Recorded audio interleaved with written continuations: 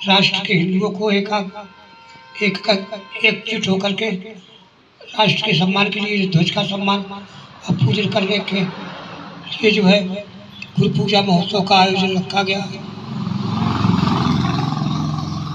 इन शब्दों के साथ साथ मैं जो है अपनी वाणी को विराम देता हूँ क्योंकि मेरा स्वास्थ्य ठीक नहीं है।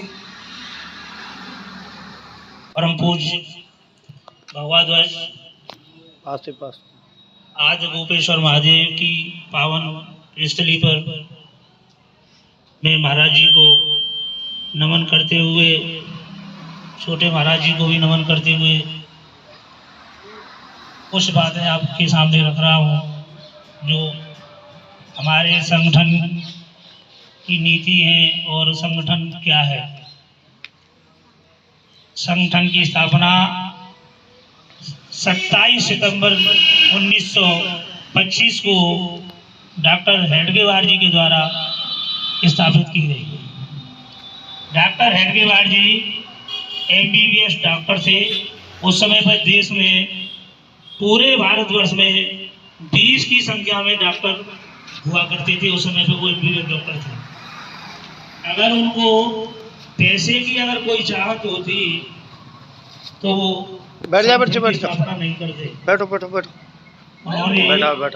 एक दलित बस्ती में 5 स्वयंसेवकों को लेकर के इस संगठन की स्थापना की और उन्होंने भगवा ध्वज को गुरु के रूप में स्थापित किया। उन्होंने ध्वज को ही स्थापित क्यों किया, गुरु क्यों माना, ये सबके मन में आता है कि उन्होंने भगवा ध्वज को ही गुरु क्यों माना, किसी व्यक्ति को गुरु क्यों नहीं माना। व्यक्ति में तमाम प्रकार की अपने मन में बहुत सारी बातें आती हैं, अनेकों प्रकार के मन में विचार आते हैं, लेकिन भगवा ध्वज ऐसा कोई भी दोष नहीं है, इसमें कहीं को विचार आएगा। डॉक्टर साहब के बाद बाद में और भी संचालक हुए, लेकिन उन्होंने भगवा ध्वज को ही गुरु माना। उसका भी एक विशेष कारण है। भगवा ध्वज कोई साधारण ध्वज नहीं है। भगवा ध्वज में जो कुछ भी है, भगवा कलर हमारी चेतना, मन की स्थापना, तेज, बहुत कारण है भगवा ध्वज में, जिसको भगवा ध्वज को माना गया। हमारे सनातन में भगवा ध्वज को ही राष्ट्रीय ध्वज माना था। आज राष्ट्रीय ध्वज तिरंगे के रूप में है, लेकिन अपना भगवा ध्वज ही हमारे सनातन का असली ध्वज है। महाराज जी ने बताया भी है, भगवान राम ने भगवा ध्वज के द्वारा ही रावण का विनाश किया। भगवान कृष्ण ने ही भगवा ध्वज के द्वारा ही कौरवों का नाश किया। ऐसी अनेकों उदाहरण हैं। भगवा ध्वज में जिस प्रकार से भगवा ध्वज को तैयार किया गया है, उसमें भी बहुत कारण है। भगवा ध्वज में जो लताएं दिख रही हैं, ये अग्नि का रूप है।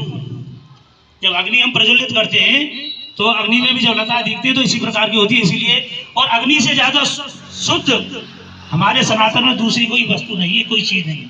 सबसे ज्यादा अग्नि को ही, जब यज्ञ हम करते हैं तो अग्नि में ही प्रज्वलित होकर के यज्ञ को किया जाता है, और उसमें इसी प्रकार की आपको लताएं दिखेंगी निकलती हुई। इसलिए भगवा ध्वज को ही इस रूप में भगवा ध्वज दिया गया।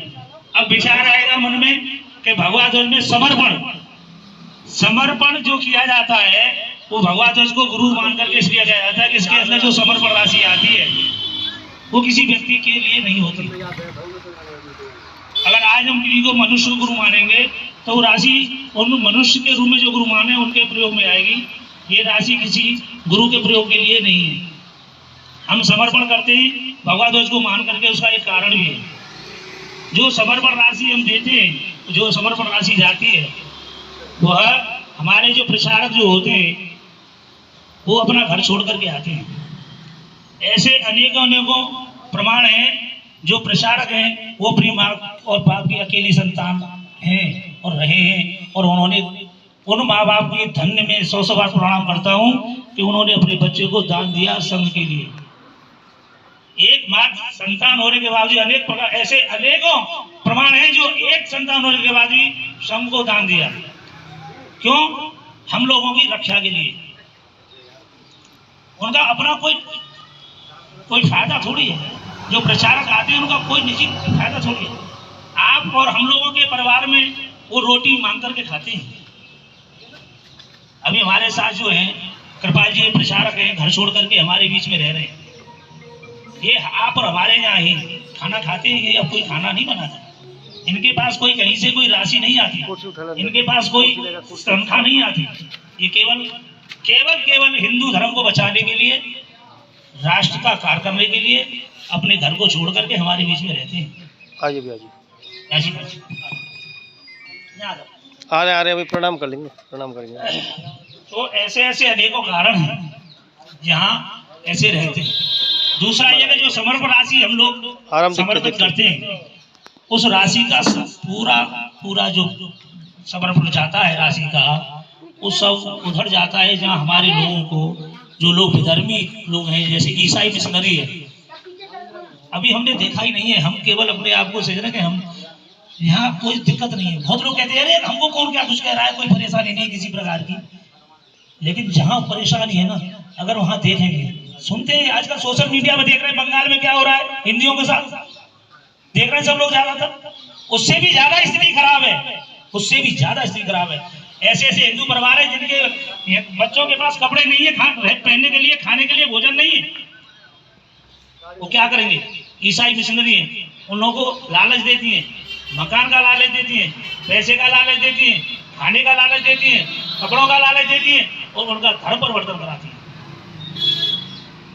जो हमारी समर्पण राशि जाती है, हमने 10 रुपये समर्पण किया, 100 रुपये समर्पण किया, 1000 रुपये समर्पण किया, जो भी हमने समर्पण किया, ये दान नहीं है, न कोई चंदा है, ये अपने मन का समर्पण है। समर्पण व्यक्ति का किसी भी रूप में हो सकता है, पुष्प के द्वारा हो सकता है, पुष्प के द्वारा भी समर्पण हमारा समर्पण है। हमारा मन है कि हम संगठन के साथ हैं, हम अपने धर्म के साथ हैं, अपने सनातन के साथ हैं।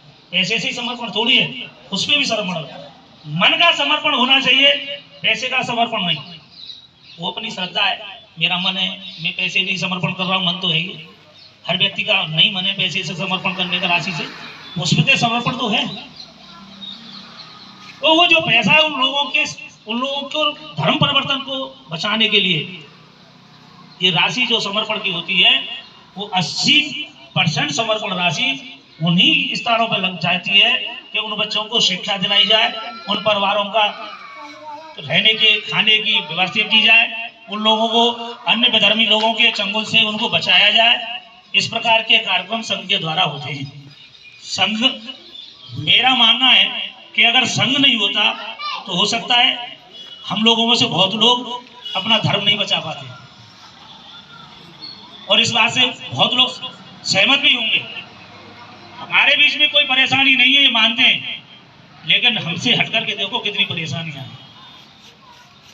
मैं ज्यादा कुछ नहीं बता सकता, इतना ही है कि आप लोग कम से कम अपने धर्म को बचाने के लिए, अपनी धर्म की रक्षा के लिए संगठन, यही एक ऐसा संगठन है, भारत की क्या चल रही है, पूरे विश्व में हिंदू का सबसे बड़ा संगठन केवल संघ है।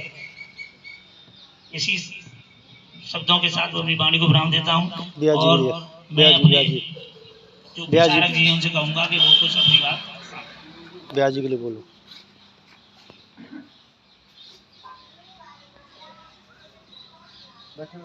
बोल दो, बैठे बैठे बोलो।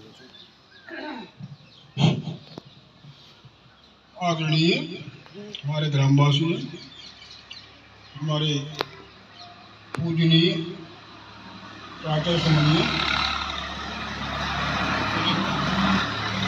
महात्मा जी और हमारे छोटे महात्मा जी, ये संघ हम हिंदुओं को संगठित करने के लिए सब हिंदू लोग एक जगह बैठ सकें, गरीबों की हम सुरक्षा कर सकें, जो ज़्यादा गरीब हैं उनकी सहायता कर सकें किसी तरह से। इसके लिए ये संघ का प्रचार चलता है। और इसमें जो दान किया जाता है वो गुप्त रूप से दिया जाता है, जितनी तुम्हारी श्रद्धा हो उतना दो, कोई न तो उसका बताया जाता है कितना दिया और न दिखाया जाता है किसी को कितना दिया। जैसे भी देना हो उस तरह से दो, वो सब गरीब भाइयों के लिए जाएगा। संघ के पास कुछ नहीं रहता, संघ तो और अपनी जेब से मिला देते हैं संघ वाले। तो केवल ये प्रचार कर रहे हैं हिंदू धर्म का, हिंदू धर्म बना रहे, क्योंकि अन्य धर्म जो है वो हिंदू धर्म को मिटा देना चाहते हैं। जैसे ईसाई हैं, मुसलमान हैं, और ये जो हिंदुओं को हिंदू के उल्टा पाठ पढ़ा करके, बहका करके अपनी जातियों में मिलाना चाहते हैं। इसलिए उनको बचाने के लिए, उनकी गरीबी को हटाने के लिए, उनके बालकों का पालन पोषण होता रहे, इसलिए ये द्रव्य इकट्ठा किया जाता है और ये सीधा वही जाता है जहाँ इसकी जरूरत होती है। और जैसा भी जिससे हो सके वो सहयोग करो। इसके बाद ये बहुत दिन के बाद मीटिंग आज लगाई है इन्होंने, एक बार और लगी है मेरे सामने, उसमें भी बहुत आदमी इकट्ठे हो गए थे और सबने जैसा हुआ था सहयोग किया था। मैं इन्हीं शब्दों के साथ अपना भाषण बंद करूँगा। जय हरि कृष्ण।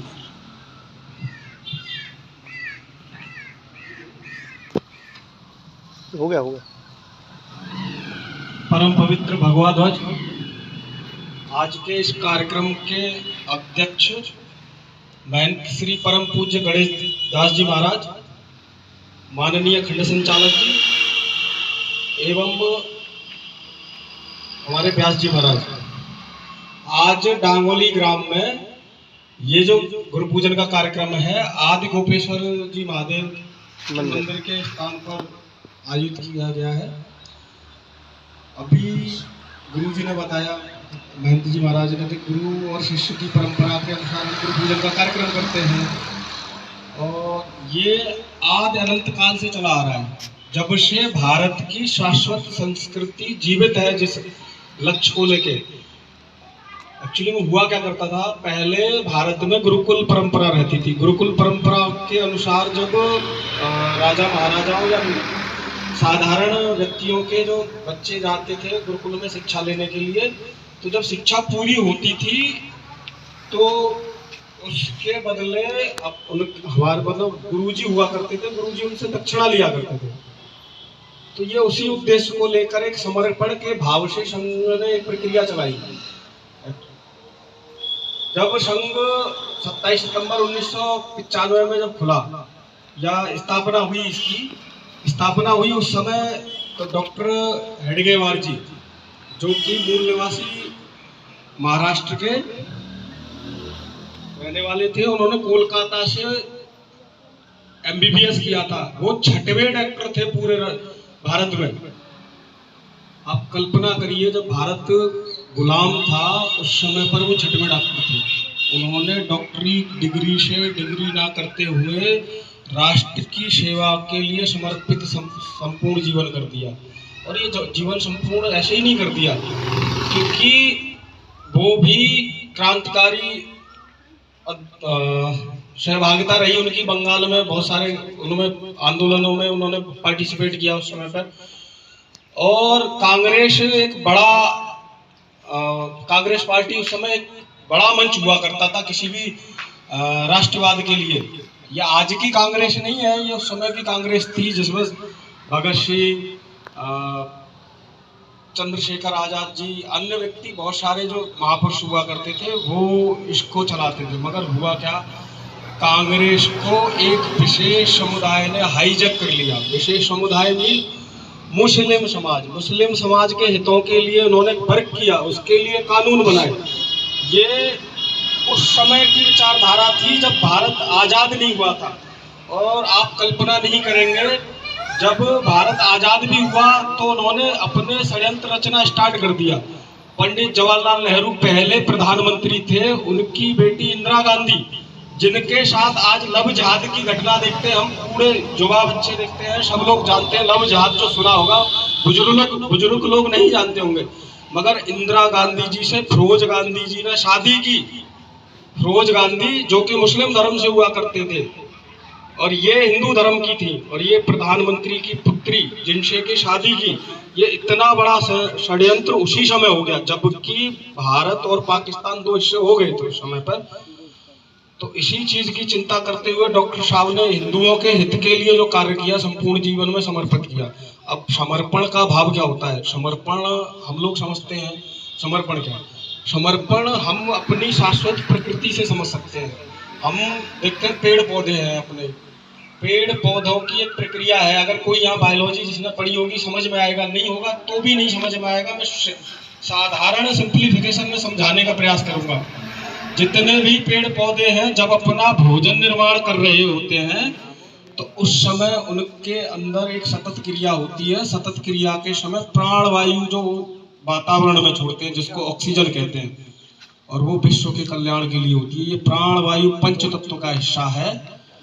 पृथ्वी, वायु, आकाश, अग्नि, जल, ये पंच तत्व हैं। अगर हम अपने पंच तत्वों के संरक्षण से या समर्पण सीख सकते हैं तो जीवन में समर्पित कर सकते हैं। सही मायने में जो हमारी भारत की संस्कृति, अगर किसी भी विद्वान से आप बात करेंगे, केवल पंच तत्व का आधार है। पंच तत्व के आधार के ज्ञान को ब्रह्म ज्ञान से जोड़ सकते हैं। ये इस प्रकार का है। अब तत्व गुरु की बात आती है, जैसे तत्व गुरु परम पवित्र भगवा ध्वज को माना है। सर्वप्रथम तत्व गुरु देखा जाता है महाभारत काल में। महाभारत काल में जब एकलव्य जी अच्छे धनुर्धर थे, एक बार क्या था, पांडव अपने जब विद्या सीख रहे थे, गुरुकुल से जाते हैं घूमने जंगल में। जब जंगल में घूमने जाते हैं तो उनके साथ एक कुत्ता भी जाता है। तो कुत्ता जब जाता है तो एक भील प्रजाति के थे, क्या नाम है, एकलव्य जी। वो कुत्ता जब भौंक रहा होता है तो उसके मुंह में इतने सारे तीर भर देते हैं, उसकी आवाज आना बंद कर देती है। और जब वो तीर इस प्रकार से भरे जाते हैं कि कुत्ते के मुंह में खरोंच तक नहीं आती है, तो खरोंच नहीं आ पाती है। इस प्रकार का ध्येय निष्ठा एकलव्य जी का, जो तत्व गुरु के रूप में उन्होंने द्रोणाचार्य जी की मूर्ति के सामने अपनी विद्या को निष्ठावान किया था। और उसके बाद जब दक्षिणा में गुरुजी ने उनसे अंगूठा मांगा, बाएं हाथ का अंगूठा, बिना विचार किए कि मैं एक अच्छा धनुर्विद्या हूँ फिर भी दे दूंगा। मगर आजकल क्या है, हम सोचते हैं हम अपने जीवन में अपना मेरा परिवार यहाँ तक सीमित रह गए, और बहुत सारी चीज़ें तो हमें इसलिए दिखाई नहीं देती हैं क्योंकि हमारे यहाँ अनुकूलता है। अब हमारे यहाँ अनुकूलता है तो हमें समझ नहीं आता कि है क्या। अब बहुत से लोग कह देते हैं अरे मुस्लिम क्या है, मुस्लिम हमें तो कोई दिक्कत नहीं है, जब खामा खाम की बेकार की बात है। मगर आप देखोगे, आप पश्चिम उत्तर प्रदेश अपना आधे से ज़्यादा हिस्सा अलीगढ़ से जब आप ऊपर बढ़ोगे धीरे धीरे, हिंदू वहाँ माइनॉरिटी रह गया है। माइनॉरिटी मतलब अल्पसंख्यक, संख्या बहुत कम रह गई है हिंदुओं की कन्वर्जन होते होते। और इतने अत्याचार होते हैं, माँ बहन बेटियों के साथ अवहेलना होती है। अगर हम आज जागरूक नहीं होंगे तो कब होंगे। और युवा जो मेरे साथी हैं जो पीछे बैठे हैं वो जानते हैं कितनी विगत वर्षों में जो लव जहाद की घटना हो रही है, लव जहाद की घटनाएं बहुत सारी हो रही है। और ये हमारी जो बहनें हैं बड़ी भोली भाली होती हैं, क्योंकि हमारी संस्कृति में इस प्रकार का संस्कार है ही नहीं कि किसी को फंसा लो और उसको फिर प्रताड़ित किया जाए। ये केवल उन मलेच्छों की विचारधारा है जिन्होंने इस संस्कृति को मिटाने का प्रयास किया। हमें इसके लिए बढ़ चढ़कर योगदान देना चाहिए। हो सकता है बहुत सारे लोग संघ माने क्या है, संघ आरएसएस बीजेपी ऐसा जोड़ देते हैं, मगर ऐसा नहीं है। अपने संगठन के 45 संगठन आनुवांशिक संगठन है, उनमें से भारतीय जनता पार्टी एक राजनीतिक संगठन है जो कि सहयोगी संगठन है, ना कि संघ आरएसएस है। क्योंकि बाकी जो 44 संगठन है बीजेपी को छोड़कर वो राष्ट्र हित के लिए कार्य कर रहे हैं। शिक्षा के क्षेत्र में, सेवा के क्षेत्र में, आदिवासी जनवासी कल्याण के क्षेत्र में, चिकित्सा के क्षेत्र में, और ऐसे अन्य कई सारे उन्मूलनों के क्षेत्र में कार्य कर रहे हैं। हमारे वृंदावन में एक प्रकल्प चलता है केशव धाम, अगर किसी ने देखा हो, ना देखा हो तो आगे से देखना। वो जो पूर्वी उत्तर असम, मणिपुर, मेघालय, यहाँ छत्तीसगढ़, यहाँ के बच्चे वहाँ पढ़ने आते हैं। क्योंकि आते इसलिए हैं, जो ईसाई मिशनरी है वो केवल दवाई और पढ़ाई के बलबूते पर धर्म परिवर्तन करा देते हैं। आप कल्पना नहीं करोगे, क्योंकि हम ब्रज की पावन भूमि में हैं, ये पावन भूमि भगवान श्री कृष्ण की पावन भूमि है, इसलिए यहाँ ये प्रकोप दिखा नहीं, मगर बाकी जगह बहुत ज्यादा दिखा। अभाव में आदमी जब गरीबी से झेल रहा होता है, खाने तक की रोटी नहीं होती है, तो धर्म का विचार नहीं करता है, वो विचार करता है पेट का, पेट कैसे पले, परिवार कैसे पले। तो ऐसे छोटे छोटे परिवर्तन में ये ईसाई लोग उसका नाजायज फायदा उठाकर धर्म परिवर्तन करा लेते हैं। और अगर कभी जाना रहे, वृंदावन में केशव धाम है अपना, वहाँ 60 से 70 बच्चे जो पूर्वी उत्तर क्षेत्र से आते हैं, जहाँ के असम, मेघालय, मणिपुर, झारखंड, यहाँ के बच्चे, ये हमारे प्रचारकों की देन है। उन बच्चों को वहां से निकालते हैं, यहाँ से शिक्षा प्राप्त कर फिर पुनः उस जगह पर पहुंचाया जाता है। आप देख रहे होंगे पिछले कई रेशों में जो झारखंड में होने वाले आंतरिक मायोवादी, ये सब रेशो घटा है। ये घटा इसीलिए है क्योंकि हिंदू की आस्था जागी है, जागृत हुई है। हम कहीं ना कहीं धर्म के प्रति, अपने प्रति जागृत तो है ही है, मगर कभी कभी होता क्या है, हम भूल जाते हैं।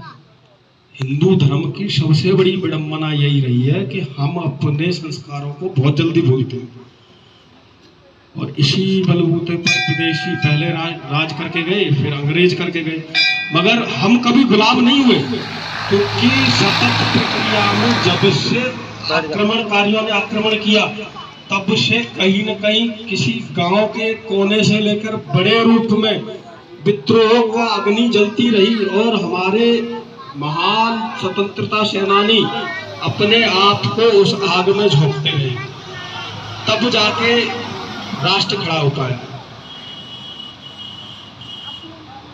भारत, आप देखो, मैं थोड़ा सा बाहर की संस्कृति की बात करता हूँ।